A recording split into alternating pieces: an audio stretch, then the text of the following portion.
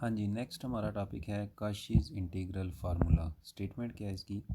F of z analytic function है in a simply connected domain enclose by a contour C, यानी close contour आपके पास सी होगा और वो सिंपली कनेक्टेड होगा।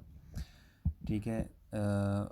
उसके अंदर एक और z is equal to a point होगा। F of ji is analytic on C then prove that. ठीक है, ए जो है ना वो पॉइंट उस कंटेन कर रहा है, वो कंटूर सी जो है ना उसके अंदर एक point z is equal to a जो है वो मौजूद है। कहता है देन इंटीग्रेशन का फार्मूला क्या बनेगा कि f of ji over ji minus a is equal to 2 pi iota f of a, यानी आपके पास ये फार्मूला बन जाएगा एक कि जब भी अगर एक पॉइंट ए है वो इंटीग्रेशन कंटूर के इनसाइड मौजूद है, ठीक है, देन आपने उसकी इंटीग्रेशन कैसे करनी है? 2 pi iota f of a. F of a क्या होगा? जो फंक्शन ऑफ जी होगा ना, जो ऊपर होगा डिवाइड के नीचे क्या होगा? जी माइनस ए, डिवाइड के ऊपर क्या होगा? F of g. तो अब वहाँ पे क्या पुट करेंगे? जी माइन एफ ऑफ ए। या फिर क्या कह रहा है कि f of ji is analytic inside and on the boundary C. Boundary के इनसाइड और बाउंड्री के ऊपर, वो कंटूर की बाउंड्री के ऊपर एनालिटिक है, सिंपली कनेक्टेड डोमेन है, लेकिन वो एक पॉइंट कंटेन कर रहा है ए। देन हमने प्रूव करना है कि इंटीग्रेशन इसके इक्वल होती है या एफ ऑफ ए जो है वो इसके इक्वल होता है। 2 पाई आयोटा को उधर मल्टीप्लाई कर दो ना, तो ये आपने शो करना है कि ये इसके इक्वल होता है। Consider a close contour C and closing a point A. Let's suppose ये हमारा सी जो है वो एक क्लोज कंटूर है, ये जो बाहर वाला बड़ा सर्कल है ना वो सी है, इसके अंदर एक पॉइंट कंटेन कर रहा है ए। ठीक है, तो मैंने आपको बताया था ना ये फंक्शन अगर आप देखें ना इसमें, तो ए के ऊपर ये फंक्शन एनालिटिक नहीं है, ये जो इंटीग्रेशन गिवन है। तो आपने क्या करना है? उस पॉइंट ए के गिर्द एक क्या बनाना है? स्मॉल सर्कल बनाना है, यानी एप्सिलॉन उसका क्या रखना है? रेडियस। तो C1 कर्व आपके पास बन जाएगी, ये सी कर्व है, और ये क्या बन जाएगी आपके पास? C1 कर्व बन जाएगी। ठीक है, since f of ji is analytic on C. ठीक है, अब हमें पता चल गया कि ये फंक्शन एनालिटिक है सी के ऊपर।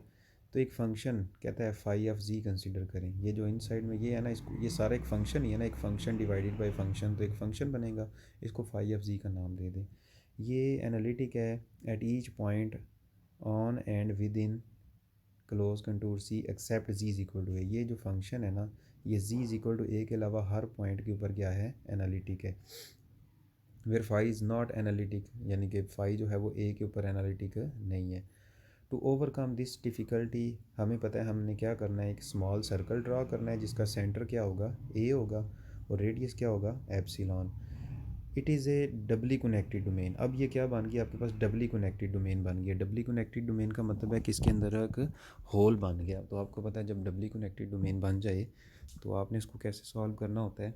आपको पता है काशीज़ फंडामेंटल थ्योरम के मुताबिक एक कॉन्सिक्वेंस आपने पढ़ा है कि जो छोटी कर्व की इंटीग्रेशन होगी, यानी C1 की इंटीग्रेशन होगी, वही इंटीग्रेशन किसकी होगी? सी कर्व की इंटीग्रेशन होगी। तो ये कॉन्सिक्वेंस आपने यहाँ पे यूज़ करना है। तो उसके मुताबिक ये देखें, it is a doubly connected domain which can be made simply connected by a single cross cut. आपने यहाँ पे क्या करना है? एक सिंगल क्रॉस कट लगा देना है। Now phi is analytic everywhere on C and C1। अब जब क्रॉस कट आप लगा देते हैं तो इसका मतलब वो हर पॉइंट के ऊपर क्या हो जाता है? एनालिटिक हो जाता है, यानी बीच में से वो वाला पोर्शन आप छोड़ देते हैं फिर जो ए स्मॉल सर्कल है ना। तो by Kashi's fundamental theorem, Kashi's fundamental theorem के मुताबिक जो बड़ी कर्व सी की इंटीग्रेशन होगी वही छोटी कर्व C1 की इंटीग्रेशन होगी। आपने बड़ी कर्व सी की इंटीग्रेशन निकालनी थी, लेकिन आप क्या करें? छोटी कर्व C1 की इंटीग्रेशन निकाल लेंगे। देखें, टू एवेलुएट सी की इंटीग्रेशन आपने क्या करना है? जी माइनस ए की जगह क्या लगाना है? एप्सिलॉन ई की पावर आयोटा थीटा। ठीक है, तो यहाँ से जी क्या बन जाएगा? ए को दूसरी तरफ शिफ्ट कर लो ना, तो ये जी बन गया। ठीक है, तो डी जी भी फाइंड हो जाएगा यहाँ से। ठीक है, और आपको पता है ये थीटा में आ गया, और थीटा की जो लिमिट है वो क्या होगी? 0 से 2 पाई। तो यहाँ पे ये वैल्यूज़ लगा दें सारी। ठीक है, एफ ऑफ जी और ए की वैल्यू पुट कर दी है और सिंप्लीफाई कर लिया है। ठीक है, तो आप देख सकते हैं कि as epsilon approaches to zero, then epsilon क्या करेगा? अप्रोच करेगा ज़ीरो, यानी limit epsilon approaches to zero. तो लिमिट अप्लाई होगी, फंक्शन के इन साइड चला जाएगी, लिमिट इसके ऊपर अप्लाई हो जाएगी। ये एप्सिलॉन अप्रोचेस टू ज़ीरो है तो ये ज़ीरो हो जाएगा, सिर्फ रह जा गया ए और डी थीटा। तो इंटीग्रेशन 0 से 2 पाई ऑफ थीटा, क्योंकि एफ ऑफ ए तो कांस्टेंट है, बाहर आ जाएगा। तो थीटा आ जाएगा, अपर लिमिट क्या बन रही है 2 पाई माइनस ज़ीरो, तो 2 पाई आ जाएगा। तो ये आपके पास प्रूफ हो गया 2 पाई आयोटा एफ ऑफ ए। तो 2 पाई आयोटा इधर आके क्या हो जाएगा डिवाइड, तो ये आपने प्रूफ कर लिया। तो दोबारा से इस क्वेश्चन का कंसेप्ट सिर्फ इतना सा है कि एक क्लोज कंटूर सी है और उसके अंदर एक पॉइंट कंटेन कर रहा है वो ए, जिसके ऊपर फंक्शन एनालिटिक नहीं है। तो आपने ये जो f of ji over ji minus a है इसको नाम रख लिया फाई एफ जी, इसको एक नए फंक्शन का नाम दे दिया है। और ये फंक्शन आप देख सकते हैं कि ए के ऊपर एनालिटिक नहीं है, इसलिए ए के गिर्द क्या बनाया है, एक स्मॉल सर्कल बनाया है। तो अब ये आपके पास बन गया क्रॉस कट लगाएंगे तो काशीज़ फंडामेंटल थ्योरम के मुताबिक जो C1 की इंटीग्रेशन होगी वही C की इंटीग्रेशन होगी। असल में आपने C की इंटीग्रेशन करनी है, आप कर लें C1 की इंटीग्रेशन। C1 की इंटीग्रेशन कैसे करेंगे, आप करेंगे जी माइनस ए की जगह पे एप्सिलॉन ई की पावर एयोटा थीटा पुट करेंगे, ठीक है। ये तो उसकी तमाम वैल्यूज़ को कन्वर्ट कर दिया आपने थीटा में, और जस्ट आप क्या करेंगे अब इसकी इंटीग्रेशन करेंगे। मेथड नंबर 2 क्या कहता है, मेथड नंबर 2 क्या है, फ्रॉम इक्वेशन 1 वी कंसीडर, कहता है कि इस C1 की हमने इंटीग्रेशन करनी थी ना, अभी हमने C1 की इंटीग्रेशन कैसे की है, जी माइनस ए की जगह पे क्या लगा दिया ई की पावर आयोटा थीटा। कहता है कि खुद से ही एफ ऑफ ए माइनस भी किया है, एफ ऑफ ए प्लस भी किया है, यानी इस फंक्शन में एफ ऑफ ए प्लस भी किया है, एफ ऑफ ए माइनस भी किया है। इंटीग्रेशन अलग-अलग कर लिया और अलग-अलग डिवाइड कर लिया। ये देखें जी माइनस ए को इसके नीचे अलग डिवाइड किया और जी माइनस ए को इसके नीचे अलग से डिवाइड किया। अब ये इंटीग्रेशन भी अलग करेंगे तो दो इंटीग्रेशन बन गए, एक का नाम रख लिया I1 और एक का नाम रख लिया आपने I2। I1 को कंसिडर किया है, I1 कंसिडर किया है ना, तो f of ji minus f of a g minus a mod ले लें, मॉड ले लिया दोनों तरफ। आपको पता है जब मॉड इंटीग्रेशन के इन साइड जाता है ना तो वो फंक्शन क्या हो जाता है, लेस हो जाता है। यानी असल में यहाँ पे एक प्रॉपर्टी यूज़ हुई है, वो ये है कि इंटीग्रेशन एफ ऑफ जी की इंटीग्रेशन का मॉड अगर लें ना, और फिर आप क्या करें इंटीग्रेशन के इन साइड में मॉड ले जाएं, ठीक है, इंटीग्रेशन के इन साइड में मॉड ले जाएं, मॉड में इंटीग्रेशन, तो ये साइड लेस हो जाएगी, और जब आप मॉड इन साइड लेके जाएंगे वो साइड क्या हो जाएगी ग्रेटर। तो आप देख सकते हैं इधर मॉड आउटसाइड है, जब इंटीग्रेशन के इन साइड लेके जाओगे तो ये साइड क्या हो जाएगी ग्रेटर हो जाएगी। तो इसी तरह since f of ji is analytic it must be continuous, ठीक है। तो कहता है कि ये कॉन्टीन्यूस है ना, तो इसका मतलब एनालिटिक का मतलब है डिफरेंशिएबल, और डिफरेंशिएबल का मतलब है वो क्या है कॉन्टीन्यूस है। अगर कॉन्टीन्यूस है ना तो आपको पता है कॉन्टीन्यूस के लिए ये कंडीशन होल्ड करती है ना, कॉन्टीन्यूस के लिए f of ji minus f of a का मॉड क्या होगा लेस दैन एप्सिलॉन, यानी ये जो चीज़ है ये क्या हो जाएगी लेस दैन एप्सिलॉन। तो इसकी जगह पे हम क्या लगा देंगे और यहाँ पे लेंथ ऑफ कंटूर C1 ये देखें डी जी का मॉड, डी जी जो है ना वो स्मॉल पार्ट, मैंने आपको फिज़िकल क्लासेस में भी बताया था कि डी एस का मतलब है स्मॉल लेंथ, ठीक है। अब उसकी इंटीग्रेशन अगर हमने करनी है ना डी जी की, तो डी जी का मतलब है वो जो सर्कल की बाउंड्री बन रही है ना छोटे सर्कल की, इसकी इंटीग्रेशन करें और इस सर्कल की इंटीग्रेशन यानी लेंथ फाइंड करें। और लेंथ कैसे फाइंड होती है 2 पाई आर क्या होता है उसमें रेडियस, लेकिन इस केस में रेडियस क्या है एप्सिलॉन, तो ये आ जाएगा 2 पाई, यहाँ पे ये बन जाएगा आपके पास 2 पाई एप्सिलॉन, यानी लेंथ ऑफ कंटूर C1। और z minus a is equal to epsilon, ये भी एप्सिलॉन है, ये लेस देन एप्सिलॉन है, C1 is a contour which lies in the circle, तो एप्सिलॉन ओवर एप्सिलॉन 2, यानी इधर वैल्यूज़ लगा दी, ये एप्सिलॉन ये भी एप्सिलॉन, और ये क्या बन गया आपके पास 2 पाई एप्सिलॉन।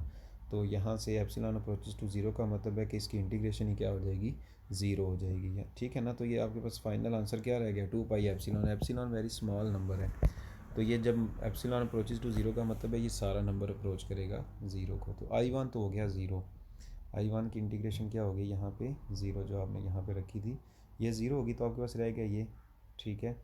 अब इसकी इंटीग्रेशन यानी ये देखें कंसीडर I2 इसकी इंटीग्रेशन करनी है आपने, तो एफ ऑफ ए तो कांस्टेंट था बाहर ले लिया। अब ये सारी इंटीग्रेशन उसी तरह से ही की है, जी माइनस ए को किसके इक्वल रख लिया एप्सिलॉन ई की पावर आयोटा थीटा, डेरिवेटिव कर लें, ठीक है, और वैल्यूज़ लगा दें। अब इसकी इंटीग्रेशन आप खुद कर सकते हैं, तो ये तमाम वैल्यूज़ आपने इस इक्वेशन में लगा देनी है, तो एंड पे फाइनल आंसर आपके पास वही आएगा F of A 1/2 pi iota integration this. अब एक एग्जांपल के तौर पे इसको समझते हैं, ये देखें ये अब क्वेश्चन गिवन है, देख सकते हैं ये जो ऊपर चीज़ गिवन है ना ये सारा आपका एफ ऑफ जी है, ये सारा ऊपर क्या है एफ ऑफ जी, और नीचे क्या गिवन है, z माइनस ए, जैसे कंपेयर करो ना क्वेश्चन के साथ, z माइनस ए होना चाहिए, लेकिन इधर क्या गिवन है, z, शायद यहाँ से मिस प्रिंट है, अच्छा z माइनस ए, ये एफ ऑफ जी है, जो ऊपर वाली चीज़ है वो क्या है, एफ ऑफ जी, तो ये एफ ऑफ जी है। F of ji is analytic at each point on and within C. C अब गिवन है, ये देखें सी के बारे में कहता है कि एक यूनिट सर्कल है, यानी ये क्या है, एक यूनिट सर्कल है।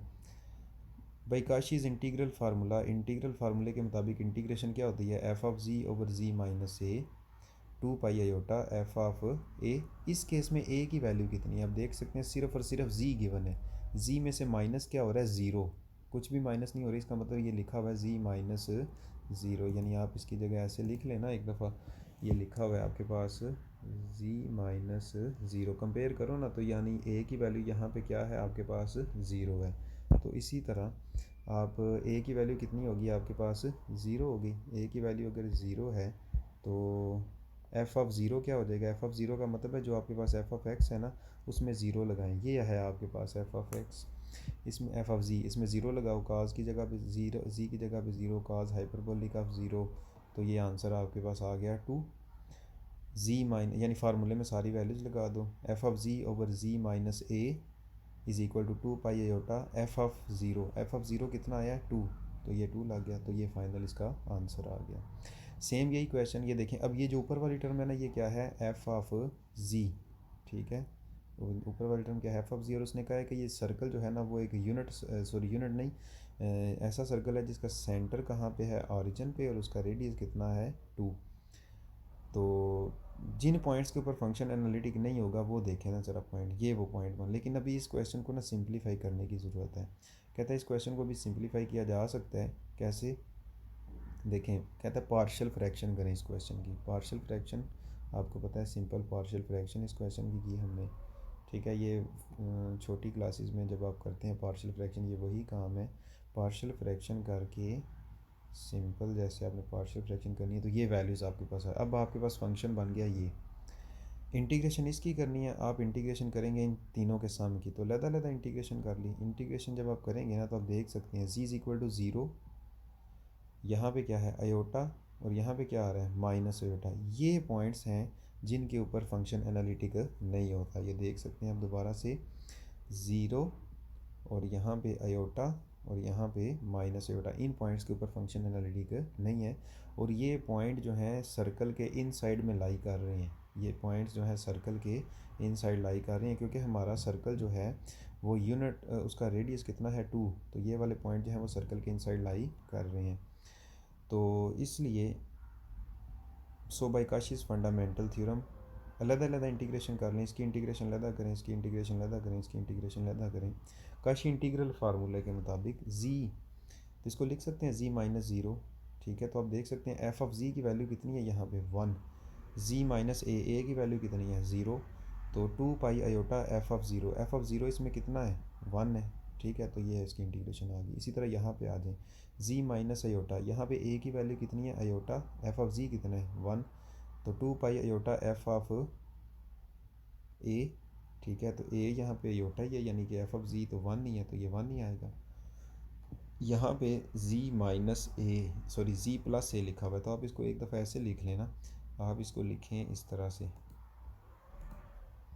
आप इसकी जगह पे लिखें 1/z माइनस माइनस अयोटा। अब ए कंपेयर करें तो ये आपके पास a है, z माइनस ए की वैल्यू कितनी होगी माइनस अयोटा, इसका मतलब आपने इंटीग्रेशन क्या करनी है 2 pi aorta F of z के अंदर क्या पुट करना है एफ़ ऑफ ए, यानी एफ़ ऑफ माइनस अयोटा, लेकिन एफ़ ऑफ जी है क्या 1, तो 1 ही रहेगा, तो इस तरह आपने इसकी इंटीग्रेशन कर दी, तीनों की वैल्यूज़ यहाँ पे लगा दें और सिंप्लीफाई कर लें।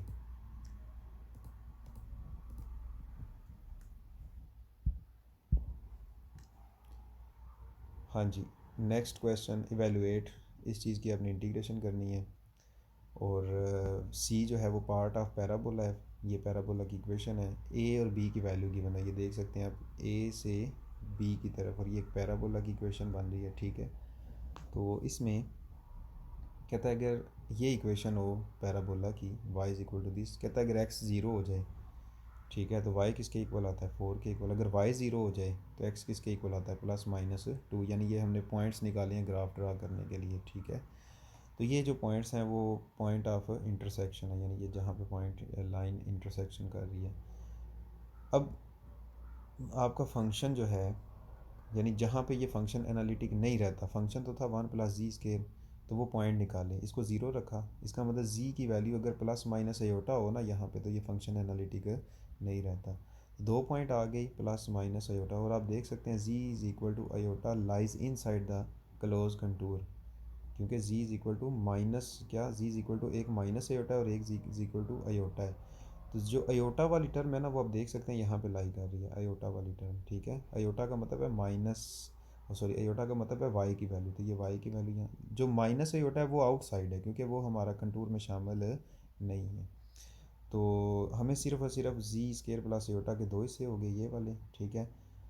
आपका जो कंटूर के इन साइड लाई कर रहा है वो सिर्फ लाई कर रहा है z is equal two plus iota, यानी यहाँ पे इसको इस तरह से लिख सकते हैं, ये 1/z प्लस अयोटा ऊपर कर लिया और z माइनस अयोटा इस तरह से लिख लिया। अब देख सकते हैं ये सारे का सारा आपका एफ ऑफ जी है, और ये क्या लिखा हुआ है z माइनस ए की वैल्यू यहाँ पे कितनी है, iota, which is analytic on each point because lies outside, so by Cauchy's fundamental Cauchy integral formula, ये आपका सारा एफ ऑफ जी है, और ये क्या लिखा हुआ है z माइनस ए, तो 2 pi iota f of a, 2 pi iota f of a, 2 pi iota f of a का मतलब क्या हो गया कि एफ ऑफ ए का मतलब है ये, इसमें जहाँ जहाँ पे जी है वहाँ पे ए लगाओ, ए कितना है, ये आपके पास है अयोटा, तो यहाँ पे अयोटा लगाओ तो ये क्या बन गया 2 अयोटा, सिंप्लीफाई कर लें, ठीक है।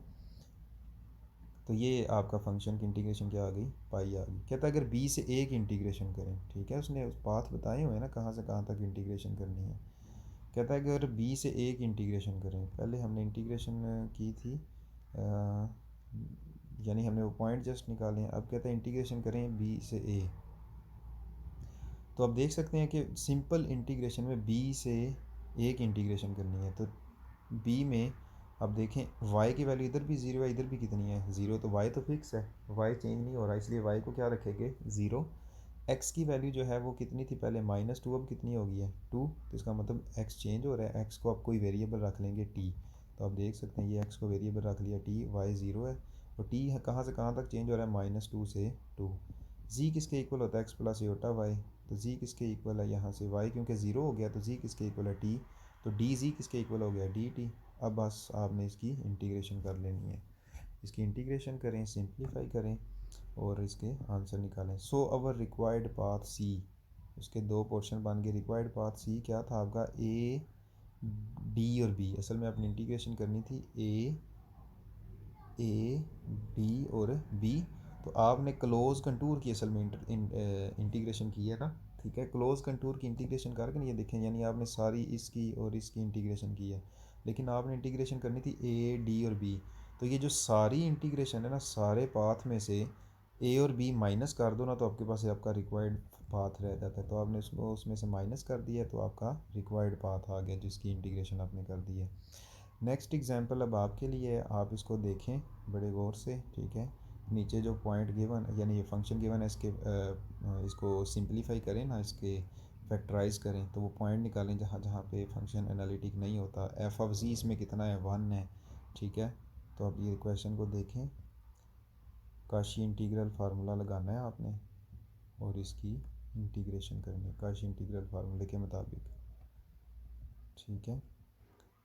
नेक्स्ट क्वेश्चन इंशाल्लाह हम नेक्स्ट लेक्चर में करेंगे, और आज के लिए इतना ही काफ़ी है। अगर इसमें कोई मसला है तो आप अभी पूछ सकते हैं किसी क्वेश्चन में किसी पॉइंट पे, तो आप ये चीज़ें डिस्कस कर सकते हैं। इन क्वेश्चन को बड़े गौर से देखें, इन क्वेश्चन को सॉल्व करें, लिखें, फिर भी कोई मसला आए तो आप पूछ सकते हैं।